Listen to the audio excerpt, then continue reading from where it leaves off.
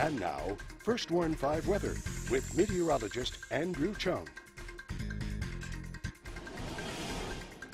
Welcome back, everyone. We saw more clouds than sun for this Sunday. That kept temperatures a little bit cooler. Still on the warm side, though, overall with highs in the upper 80s and some places seeing lower 90s. Mostly cloudy skies will continue for the overnight hours. Clouds coming in mainly from west to east. Some clouds offshore coming in from the east, though.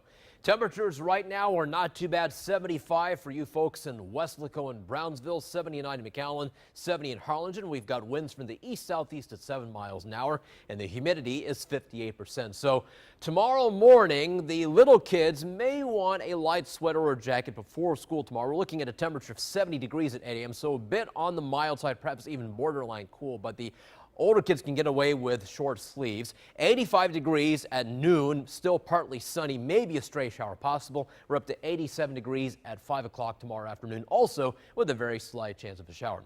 The tropics still active in the Pacific. We have a tropical storm off the coast of Mexico named Seymour. Remember that hurricane season runs through November 30th. Seymour has maximum winds of 50 miles an hour. It's moving to the west-northwest at 15 miles an hour. The forecast keeps Seymour off the coast and over open waters, but Seymour should become a hurricane perhaps by Tuesday, then making a turn toward the north later on this week. And then as it moves toward colder Pacific waters west of Baja California, it should start to weaken to a tropical storm. Back home in Texas, we have surface winds coming from the east and southeast shown in the blue arrows. We're on the backside of high pressure centered over Florida and Alabama. Out west, we're still tracking this little upper disturbance shown in the dotted yellow line. That's going to track eastward. And for us, we have a very slight chance of a shower for tomorrow, but we're only talking about a 10% chance or less for rain. You notice this front up in the Panhandle. Sadly, it is not coming anywhere near the valley. It's going to move off to the east, and unfortunately for this week, looks like the fronts stay away from the valley, so that means we will see temperatures stay in the upper 80s to lower 90s. And yes, that humidity does start to increase over the next few days thanks to winds coming from the southeast. They start to come from the east by Wednesday and Thursday thanks to a weak surface trough of low pressure. So with that, we're going to keep in about a 20% chance of some showers and thunderstorms for most of the week, starting Tuesday right into Wednesday, Thursday, Friday, and Saturday. Maybe by next week we could have a cool front start to move into the valley, but we're going to have to wait several more days until then.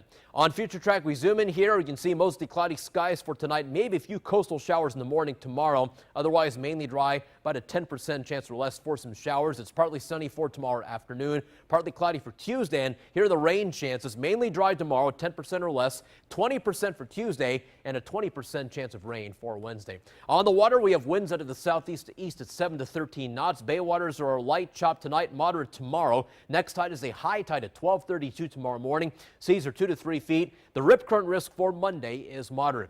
Your forecast for tonight calls for mostly cloudy skies, temperatures right around 69 degrees. Then for tomorrow, partly sunny skies return with a very slight chance of a shower, and we're expecting a high temperature on 89. Parts of the upper valley, McAllen should see highs in the lower 90s. So here's that 7-day forecast. The humidity increases this week thanks to winds coming from the southeast.